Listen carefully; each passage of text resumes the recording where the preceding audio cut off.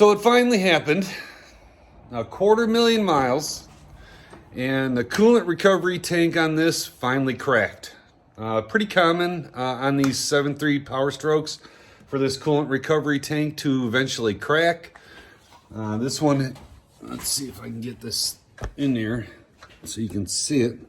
You can see some cracks developing here. That's not the cracks that I'm super concerned with.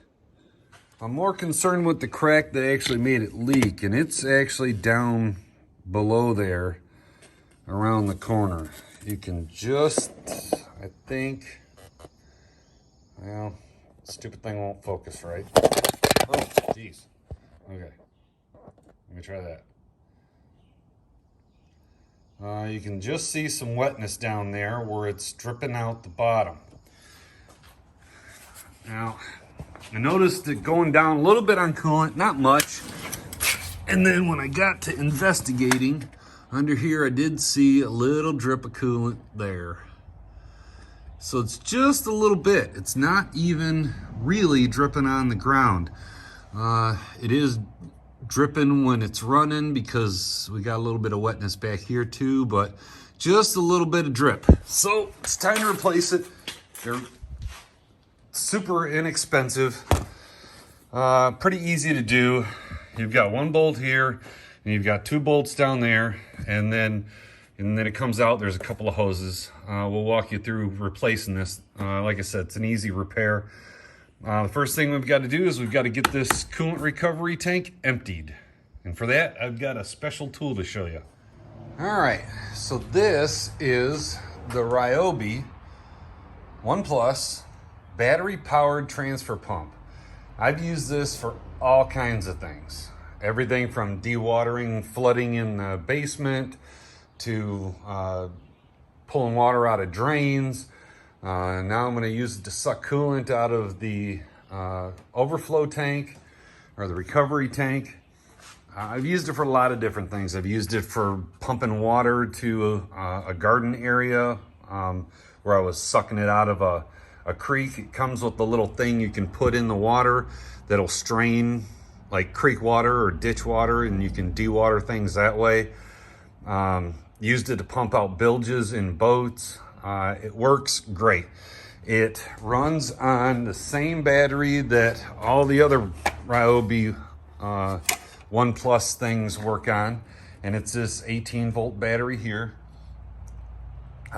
There is a plug in the back too that you can plug the 110 adapter, where you can plug it into the wall, and it'll work on electricity also. That's included with this pump. This is just a great pump. I've used it literally for all kinds of different things. So I'll put a link in the description to this. This is something that, I mean, I'm a Ryobi fanboy, but this is actually one of those cool things that you don't use it a ton, but when you need it, it comes in pretty darn handy. So I've got the inlet hooked up to a hose going into there, and I've got the outlet going over there. Now you could siphon it if you wanted to. There's a lot of different ways that you can empty this, but I'm trying to contain it so it doesn't get all over the place, because obviously hauling paws, I got dogs around here, and I don't want them to get into it. So I'm gonna pump it into a bucket, using some gaff tape to hold it. If you haven't seen the tape video, go find that, where it talks about gaff tape and duct tape and things like that. But all you do is flip it on. It gets kind of loud, and it pumps out fast. I don't know if you can hear me, but it pumps out pretty fast.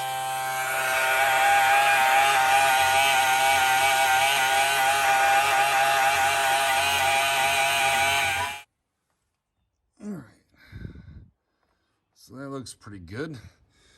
That'll get us, there's just a couple of dribbles left in the bottom, and that'll save us a big mess later on. Floor dry will take care of that stuff. So next on, taking the bolts out. Okay, so the first thing I'm gonna do is get this hose right here off. It's just a spring clamp. You squeeze it, slide it back, give it a twist, and she'll come out. And then I'm gonna take This is a Ryobi impact driver. It's made for putting, like, you can put a Torx bit in here or a Phillips bit or whatever, and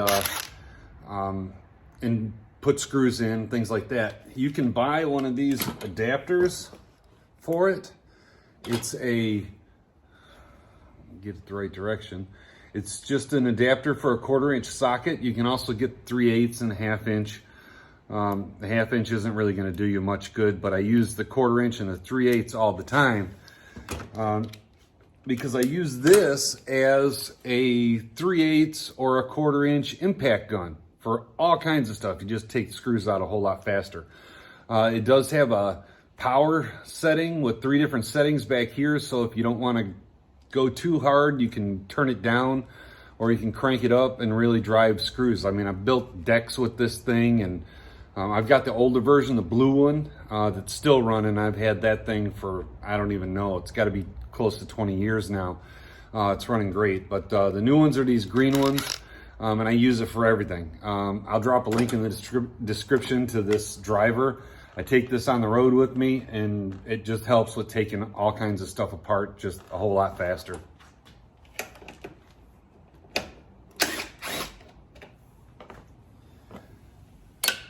Now, I do have a magnet tray here for putting your bolts in. If you don't have one of these magnet trays, get a couple. I've got a couple. I just stick them on the inside of my bed, and then when I'm on the road and I have a breakdown or I want to contain things that are steel, you can throw it in the tray, and then it doesn't, they don't get lost. You can actually stick it on the hood if you don't have the insulation there, or you can stick it wherever you want, or if you're laying underneath the vehicle, you can stick it right to the bottom of the vehicle.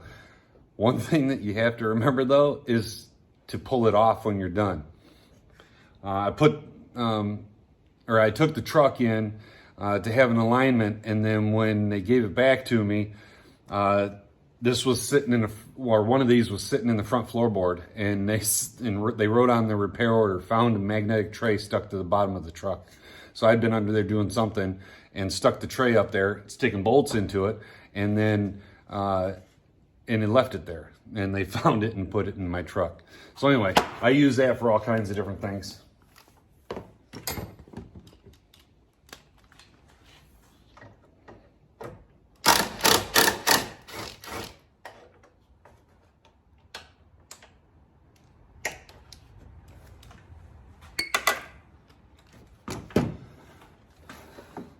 Now, once you get that out, there's one more hose at the bottom with another spring clamp that you have to get down to.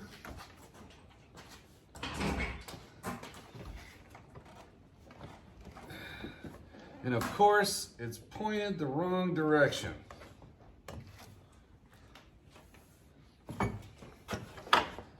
That's how it always is, isn't it?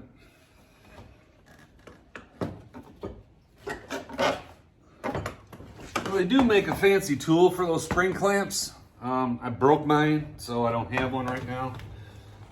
Pliers work just as good, usually.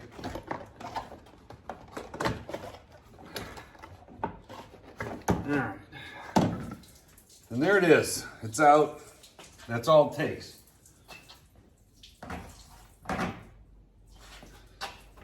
And then the new one goes in the reverse order. You got a couple of screws, a couple of hoses, and you're done. Now, I did lose a tiny bit of coolant out the bottom after draining it, but I'm going to throw some floor dry on it so the dogs don't get to it.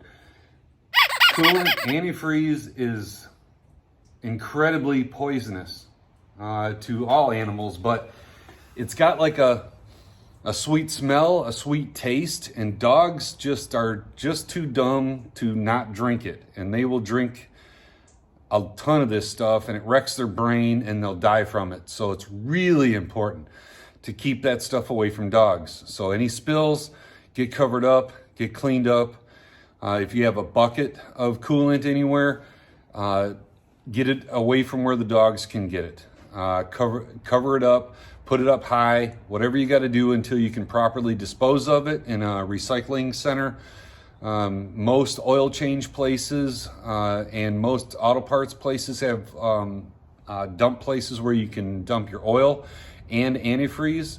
Antifreeze is a little harder to find a place that will take it, but there are a lot of places that will. You just got to call them up and say, do you accept antifreeze for recycling? And sometimes they will, and then you can go and just dump it. As long as it's not mixed with oil, then it's good. If it's mixed with oil, then you're gonna have all kinds of problems. I've got it around here somewhere. Hold on. Found it. Took me a little while to find what's left of it. I don't have a whole lot left. But this is an absorbent mat material that you can throw on the floor and it'll soak up oil and coolant and all kinds of stuff. It's really thick. It's not really like paper towel material. It's something special. But if you've got like a container of coolant, the oil will float to the top after a while and separate. And you can lay this on top of that liquid and it will soak up the oil that's on top of the coolant.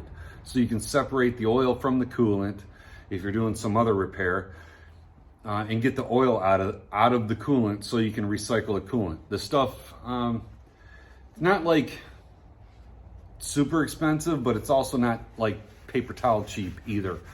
I don't have a whole lot left of it. I've used it around here for a couple of different things. But it's really good stuff, and that's what it's designed to do, is to absorb oil. Works really good for that. So here's our new coolant recovery tank with the new cap compared to the old one that had a crack right here. And now we're going to put it in. First thing that we do is we get the hose onto this end and then get the spring clamp on it. And spring clamp, you can either use the spring clamp pliers or you can use regular pliers. I'm gonna have to use regular pliers because I still haven't bought a new set of spring clamp ones. So, this hose up here.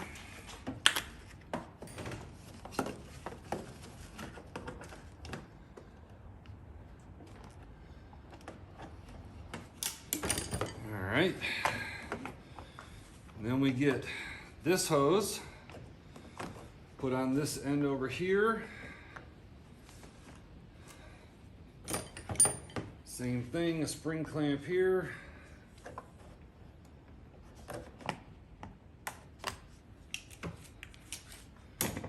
And then we have our bolts to put in.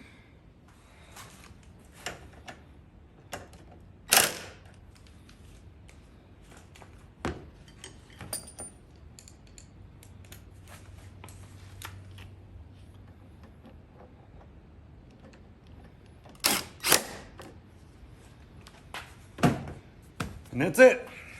Fill it up with coolant.